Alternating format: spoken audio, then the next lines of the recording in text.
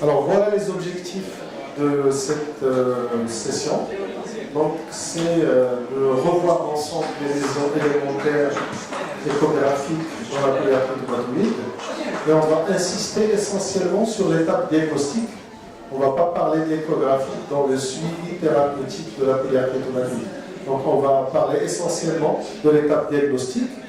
On va insister sur un point particulier qui est celui des meilleurs sites à explorer en termes de recherche de meilleures informations. C'est-à-dire, est-ce qu'il faut faire les MCP, les MTP, les poules, les poignets, etc.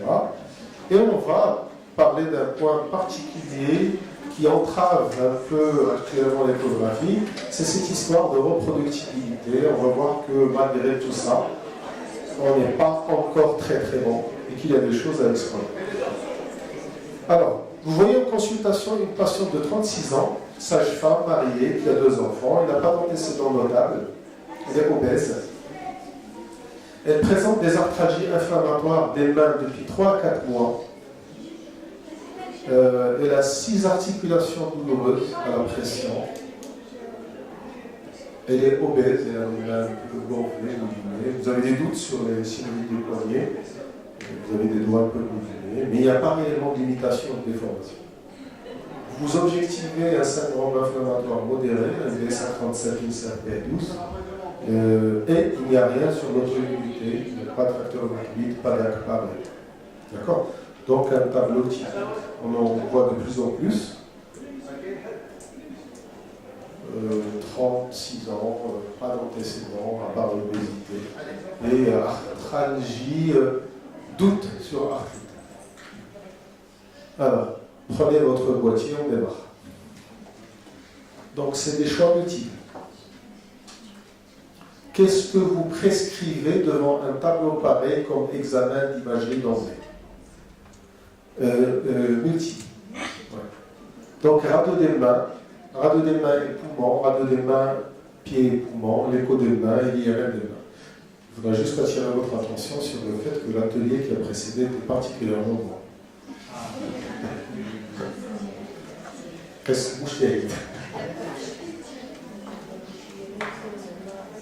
Alors. Donc en haut, à gauche, vous voyez le nombre de gens qui ont voté. Vous devez être presque une trentaine.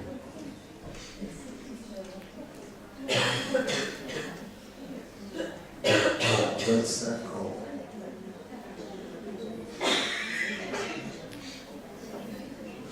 Alors le but de l'exercice, c'est de ne pas laisser son voisin copier. C'est le but. C'est-à-dire qu'il faut vraiment appuyer, ne pas... C'est un peu de voir la reproductibilité. Ok. Impeccable. Donc c'est pratiquement un peu mieux que le premier groupe. Vous démarrez bien. Alors, je vais vous essayer de vous démontrer pourquoi. Bon, après il est clair qu'en pratique, une patiente pareille, à 36 ans, moi je ne demande pas une radio des pieds. Parce que si je fais une écho des pieds, il n'y a rien, je ne demande pas une radio des pieds. D'accord? Autant une radio des mains et une radio du poumon, oui. Mais ça, bon, ça c'est entre parenthèses. Mais on va voir un peu les recommandations. Donc il y a 2 recommandations. Il y a les recommandations de l'ELAR de 2007 sur l'utilisation, sur la prise en charge des polyarthrites récentes qui n'ont pas encore été cataloguées polyarthrites rhumatoïdes. Donc on est devant des polyarthrites indifférenciées qui peuvent être des lupus, des viroses, tout ce que vous voulez. Donc dans ces recommandations, vous avez la batterie d'examens à prescrire et vous avez automatiquement la radio des poumons. D'accord? En principe, pour éliminer un certain nombre de choses que vous connaissez, sarcoïdose, etc. Donc voilà, la radio du poumon doit être automatique devant des patients pareils. Alors, deuxième type de recommandation, c'est les recommandations de l'ELAR de l'utilisation de l'imagerie devant des polyarthrites rhumatoïdes. Alors là, c'est des polyarthrites rhumatoïdes. Et donc, vous avez vu qu'en vert, l'IRM était en vert, parce que l'IRM aussi était valable. L'IRM de base était valable. Pourquoi? Parce que sur les recommandations de l'ELAR, si vous n'avez pas quelqu'un qui fait l'échographie à côté et que vous voulez affirmer une synovite, l'IRM est validé comme technique pour affirmer des ténosynovites ou synovites. Donc si vous êtes dans un centre où vous avez un bon radiologue qui peut vous faire une IRM des pieds ou des mains et vous dire oui, cette patiente a des arthrites, et que la patiente peut se permettre, ça reste une option qui est validée aujourd'hui et qui est toujours valable. Bon, on sait que dans la vraie vie, l'échographie a complètement supplanté cette technique, mais ça reste une option qu'on peut aussi envisager et qui est mise sur le même pied d'égalité que l'échographie. Regardez un peu les recommandations. La présence d'inflammation peut être validée par l'échographie ou l'IRM et la recherche, bien sûr, de destruction peut être validée par le DT. Alors, les radios des mains et des pieds sont normales. Vous décidez de pratiquer une échographie articulaire. D'accord? Quel site?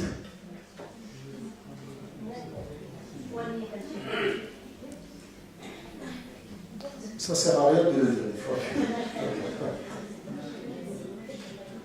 Main, pied. Du côté cliniquement dominant, DAS 28 échographique, si vous avez du temps. Je vais vous ah bon, je dis que ce n'est pas comme ça.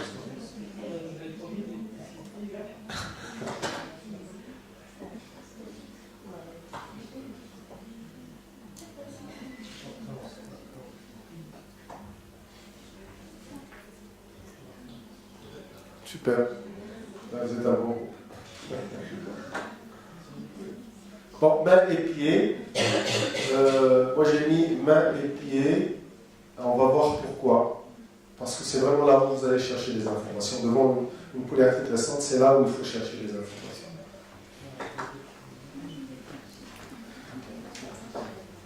Alors, il y a eu plus d'une douzaine, voire plus de scores qui ont été publiés.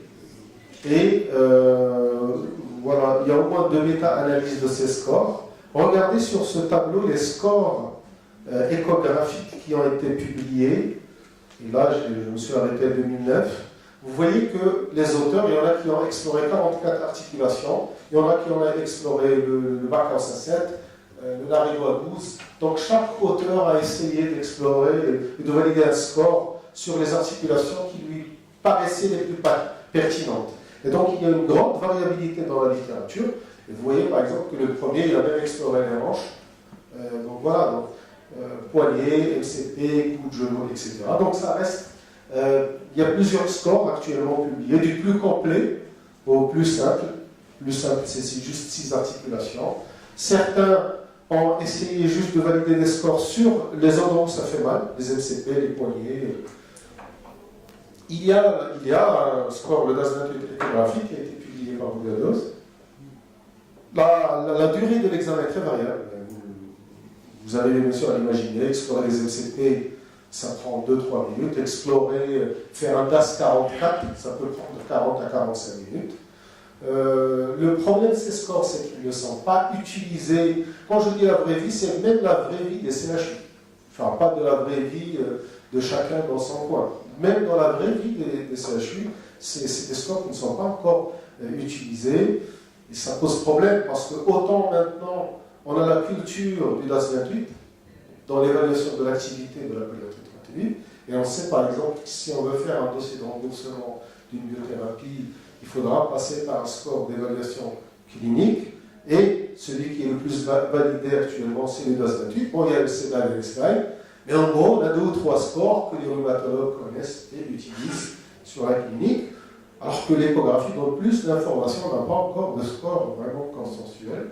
On a des scores en fonction un peu des centres, il y en a qui ont leur protocole, chacun a sa petite fiche validée en local, mais on n'a pas encore de score vraiment mondialement reconnu.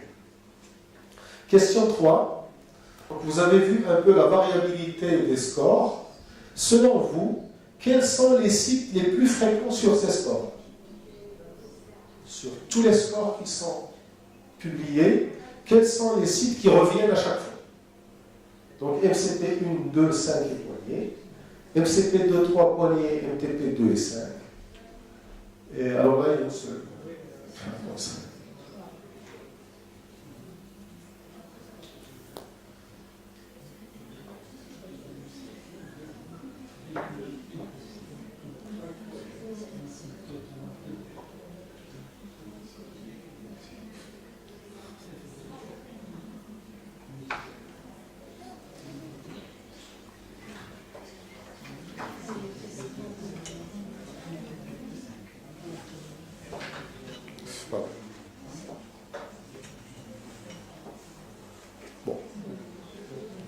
Une bonne partie de la salle était sur la bonne proposition.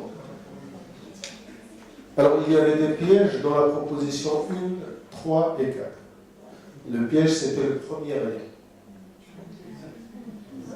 C'était un piège grossier. Donc, MTP1 et MCP1, en général, dans la plupart des scores, c'est pas. Et là, j'ai mis toutes les MCP et toutes les MTP. Donc, la plupart des scores, c'est pas ça. Donc, les 3 scores les plus validés, c'est le DAS 28, le Naredo. Alors, le Naredo, c'est coude, poignet, MCP 2 et 3, genoux et chevilles des deux côtés. Ça paraît intelligent. Bon, ça peut prendre un quart d'heure, mais ça paraît intelligent. Le Backhaus, Marina Backhaus, qui est allemande, son score aussi est intéressant. Donc, le poignet, deuxième et troisième MCP, deuxième et troisième IPP, deuxième et cinquième MTP. J'attire votre attention sur le fait que si vous faites ça et que vous ne trouvez rien, la valeur prédictive négative est très bonne. Ça ne sert à rien d'aller explorer ailleurs. Et maintenant, il y a un débat sur un Backhaus doublé, c'est-à-dire faire un Backhaus des deux côtés. Poignet, deuxième, troisième MCP, deuxième, troisième IPP, deuxième et cinquième MTP, des deux côtés. Là, on a vraiment un maximum d'informations. Du quart.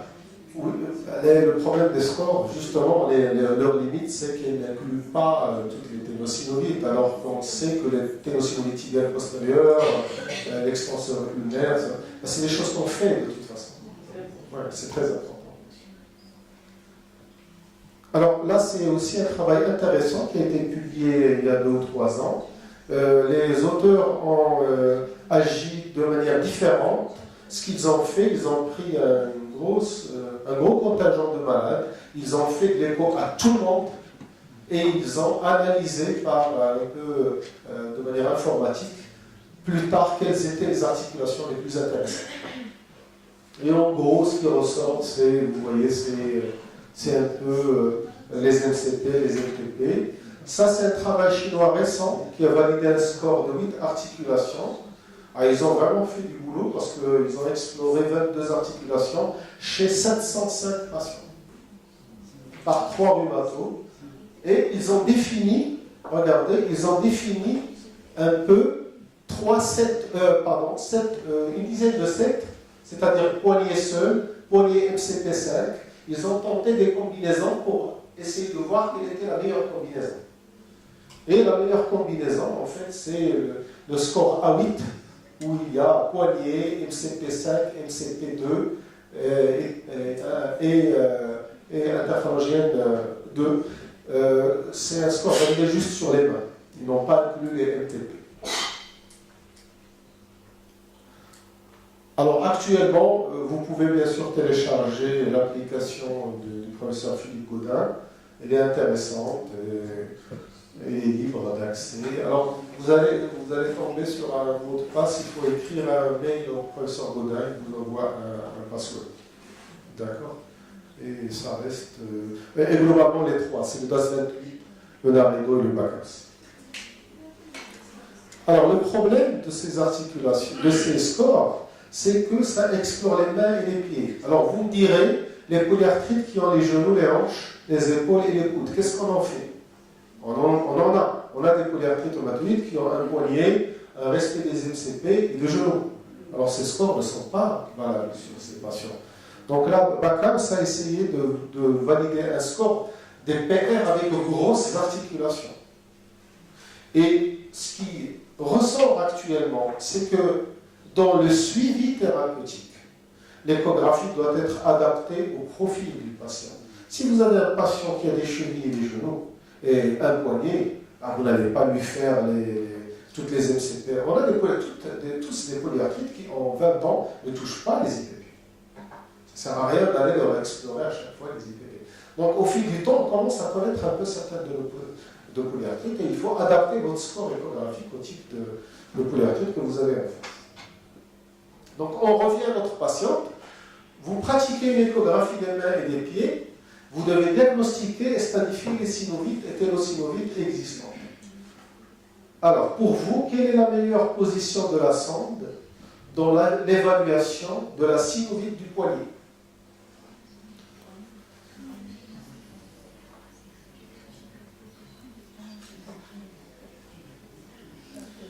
Alors, il y a une seule proposition. Alors, la 4, c'est position 1 et 2. La 5, c'est position 2 et 3.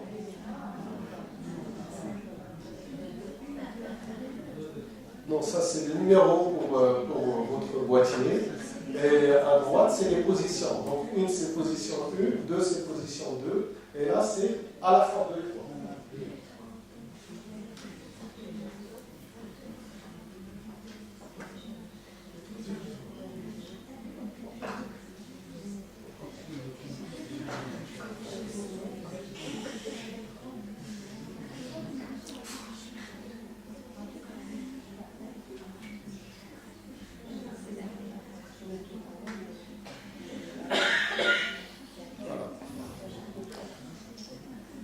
Bon. Non, c'est le vert. 2. C'est la bonne réponse. Uniquement la 2. Alors ça, c'est un travail en fait qui a été fait en 2012 au niveau de l'articulation du poignet et qui a essayé de voir quelle est la position de la sonde qui capturait le maximum d'informations.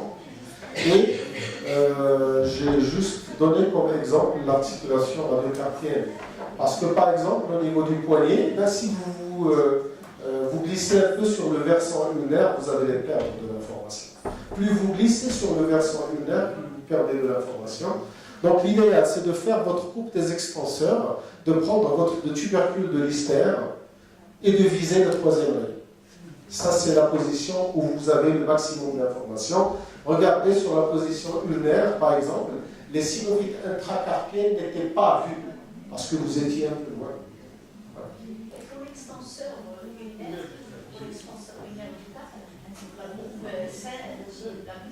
non, ça c'est pour les synovites du poignet, de l'articulation du poignet. Pas la ténosynovite ulnaire.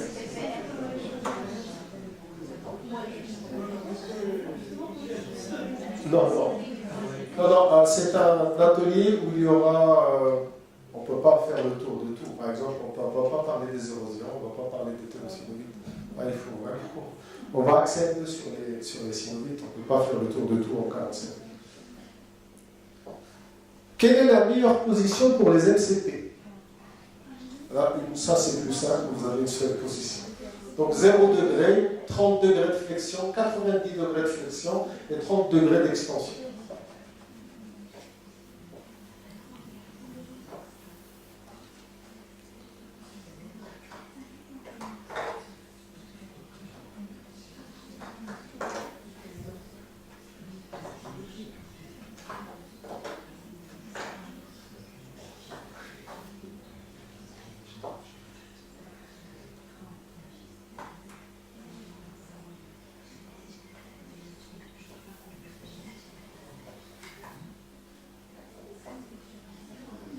Ok.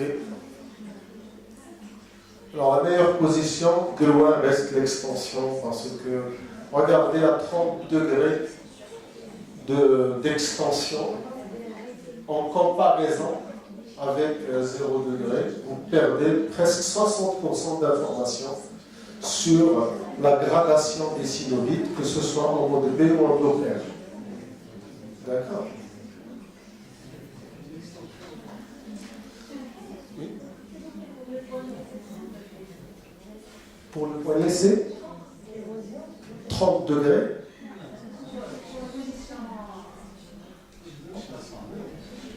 Bah, ça c'est... Non, 30 degrés, c'est trop important. L'idéal, que ce soit pour le poignet ou les MCP, c'est une position d'extension relâchée. C'est-à-dire qu'il faut poser sa main comme ça. Et ne pas tendre. Parce que quand vous tendez, vous perdez de la synovite et vous perdez de l'effet Doppler. En tirant un peu sur les MCP et les IB. Le 1, c'est de l'extension. Mais moi, ils avaient fait vraiment de l'extension à 30 degrés. À 30 degrés de flexion des MCP. À 30 degrés de flexion. Il faut les mettre en extension. En extension relâchée. Mais pas en flexion.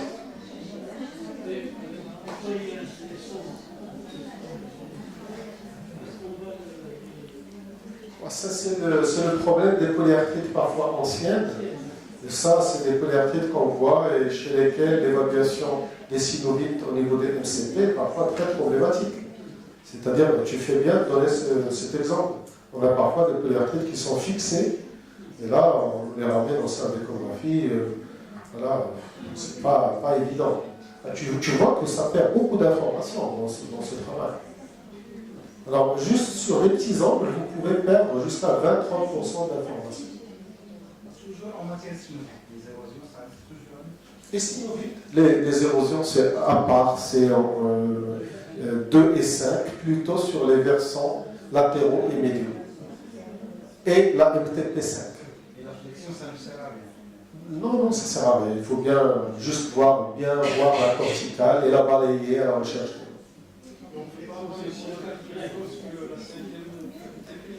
Une synovite.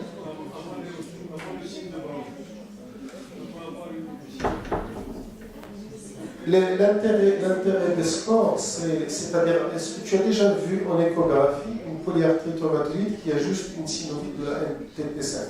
Moi, personnellement, j'en ai jamais vu. Là, c'est-à-dire, si tu fais la MCP2 et 3 des deux côtés et la MTP2 et que tu fais les 6 plus les radiocarpiennes et que tu as 0 synovite, la probabilité que tu trouves une synovite de la MTP5 est presque nulle. C'est-à-dire la valeur prédictive négative est excellente. Quand vous faites 6 ou 7 et il n'y a rien, ça ne sert à rien d'aller à autre chose. On parle de tableau d'arthralgie inflammatoire récente, éventuellement facteur rhumatoïde positif ou pas plus. On ne parle pas de tableau d'oligo ou de monoarthrite, de rhumatisme indifférencié, d'autres natures.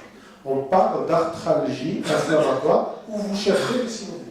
Parce que parfois, on a des patients qui viennent avec un coude et un genou, dans le cadre d'autres choses. D'accord. Dans le cadre de la suspicion du PR, je vous ai montré une localisation qui donne le plus d'informations. C'est les MCP2-3, c'est les poignets et les MTP2. 2 et 5. Donc dans les sports, ça c'est ce qu'il faut faire. Alors on va passer rapidement à une reproductibilité sur image. Donc tout le monde connaît bien sûr les scores dans la salle. Alors ça, on va faire le score Homeract composite que vous connaissez. Alors je vous le rappelle, le score Homeract composite qui est actuellement le plus utilisé.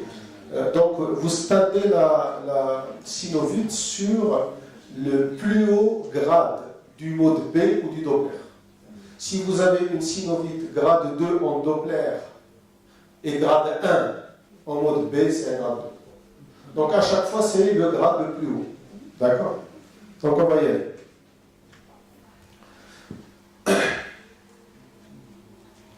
Alors.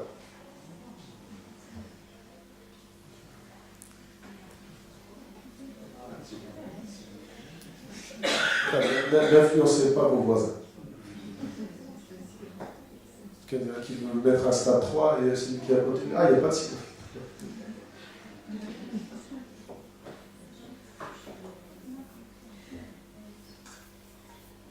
Alors là, on n'est pas encore très bon. On va le voir en fin d'exposé.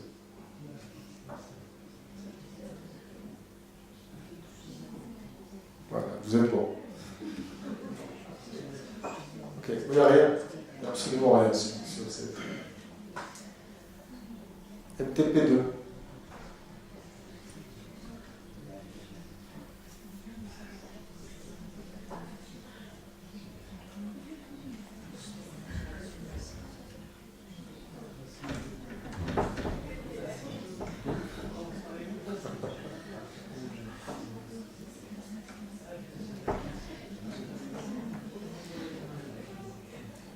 Super. On a toujours les mêmes 21% qui se trompent.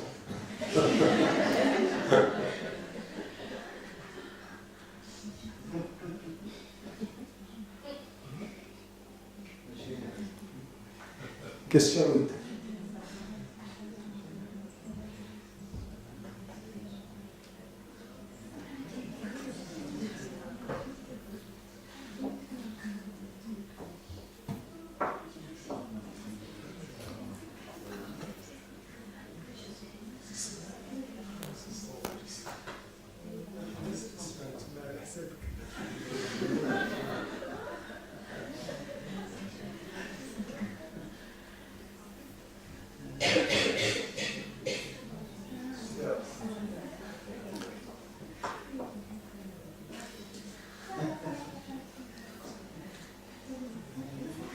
J'ai prévu 10 questions, on est sur la dernière.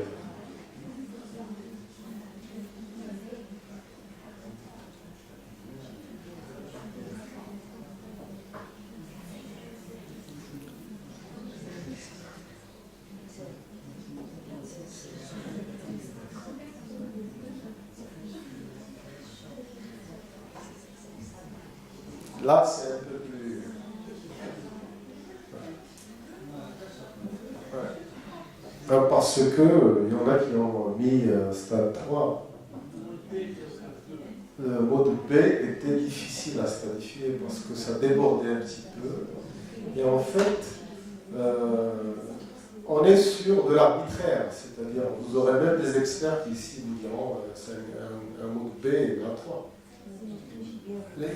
Moi, ce que je fais en général dans la pratique, c'est que je me dis, ah non, ça c'est pas un grade 3, c'est trop pour un grade 3. Même si selon les définitions c'est un grade 3, mais on voit tellement de polarité automatique que parfois, même quand j'ai l'impression que ça déborde un peu, mais que ça ne flash pas trop, que c'est pas trop bombé, parce qu'ici c'est pas trop bombé, voilà, c'est pas trop bombé, il y a peut-être un petit peu d'épanchement, et voilà, ça paraît difficile de mettre un 3 quand on a l'habitude des polarités automatiques, il a des images pareilles.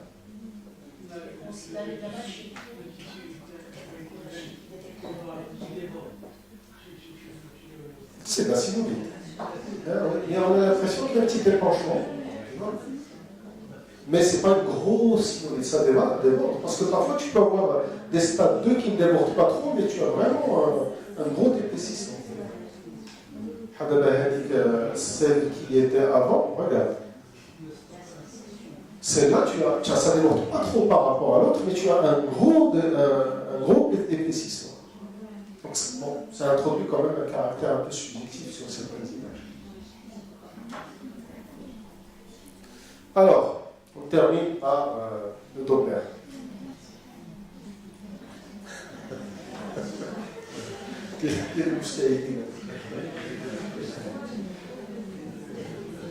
Donc, quel est le réglage Doppler optimal?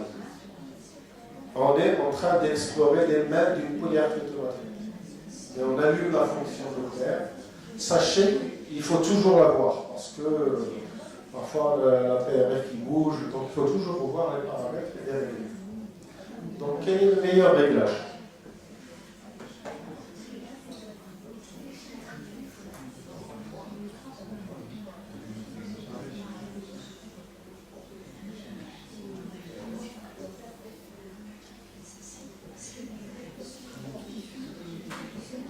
Ça me rappelle des raisonnements qu'on avait sur les QCM. Donc on se dit, bon, il a mis 3 filtres pas, donc ça doit être filtre pas. Sinon,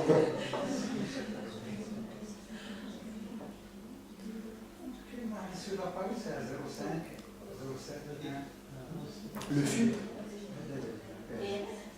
0,5 et 5. 0,5 à 3. 0,5, c'est la même chose, c'est 500. En fait, c'est 700 à 2000.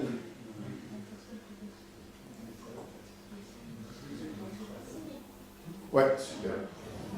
C'est ça. Bon, je pense que j'avais fait un atelier sur le Doppler. Une autre partie de la salle ont assisté à l'atelier. Bon, je vous fais un rappel très rapide.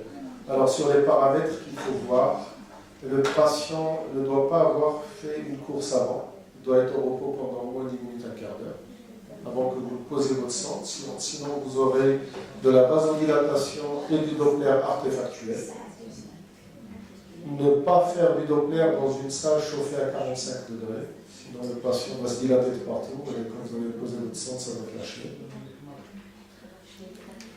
La fenêtre doit être optimale, elle ne doit pas couvrir tout l'écran, elle doit être la plus superficielle possible et vous devez avoir la structure à explorer au milieu de la fenêtre. Ça, c'est les règles. Malheureusement, pour les structures profondes, quoi qu'en fasse, et quelle que soit la qualité de la machine, souvent le Doppler n'est pas sensible sur les coccyx, sur les genoux. Méfiez-vous toujours de la vascularisation normale, et notamment au niveau de la radiocarpienne. La majorité des patients ont une veine superficielle à ce niveau, ce n'est pas un Doppler.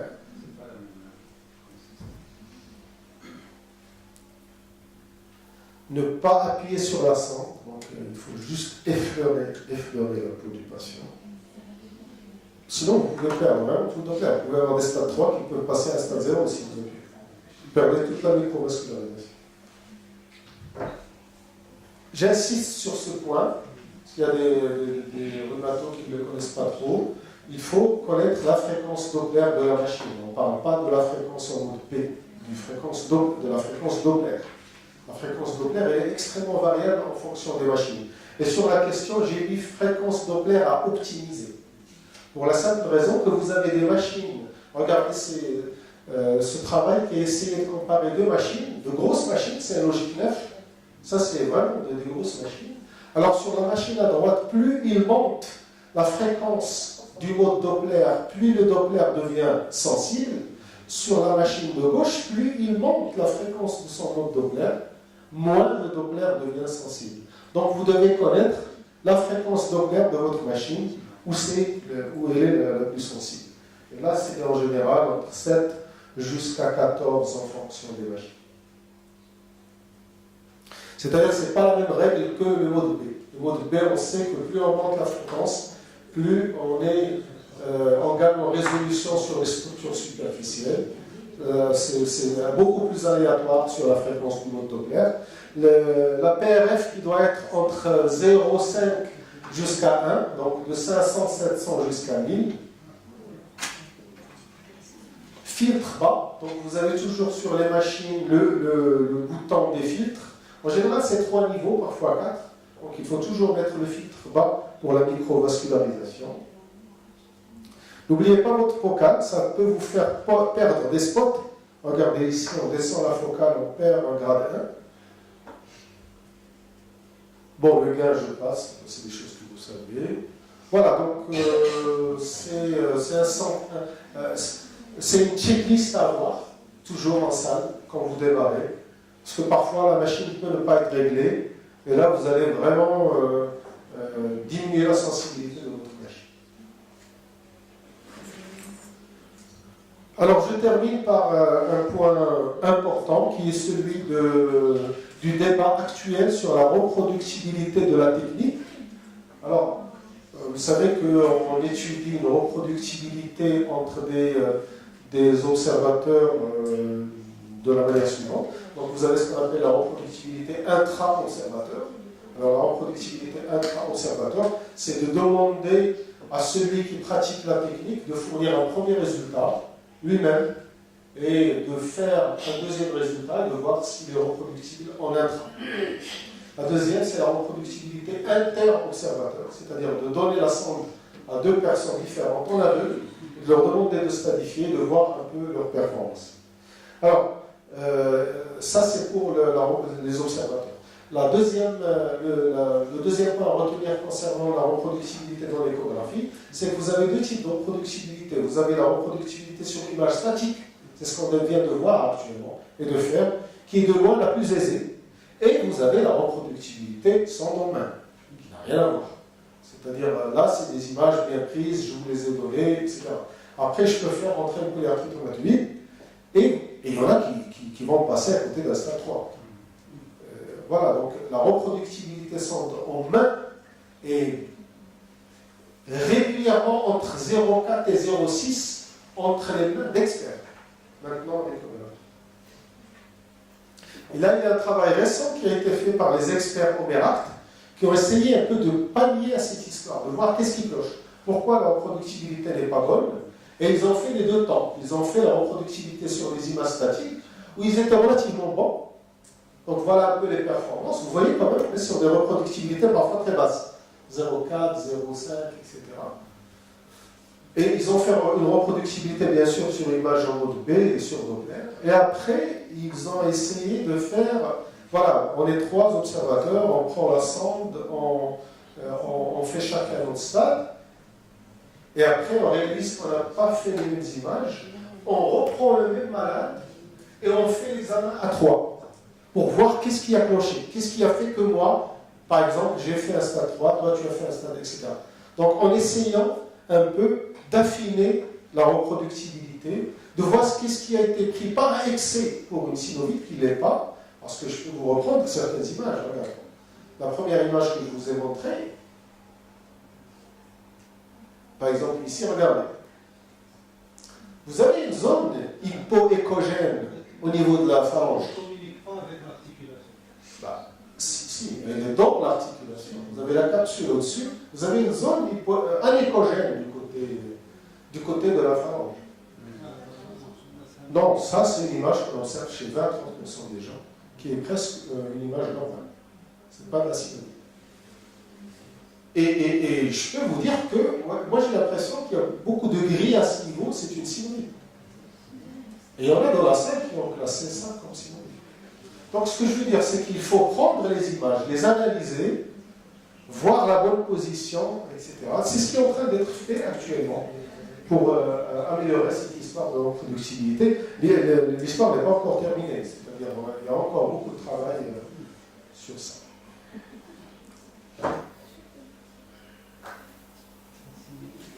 Voilà. Donc, grand intérêt du temps initial. Je vous ai fourni un tableau clinique de patiente qui a des arthralgies inflammatoires avec première évaluation échographique. Qu'est-ce qu'il faut faire?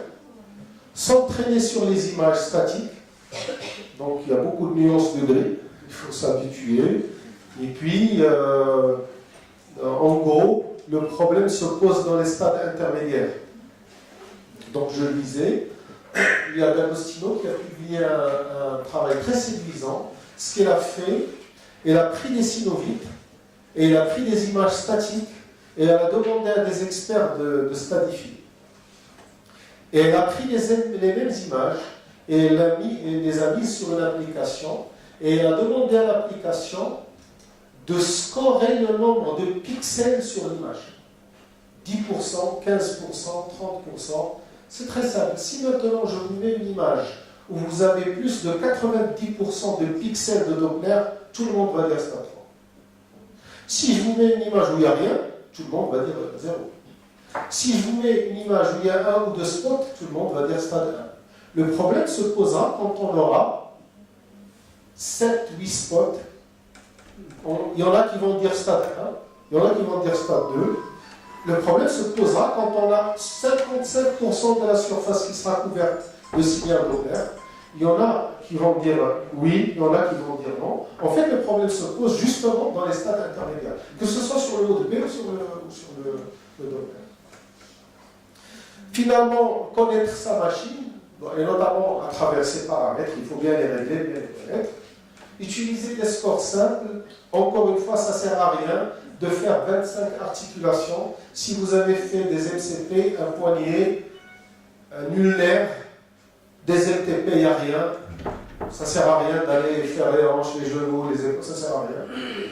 Et multiplier les exercices de reproductivité. Voilà.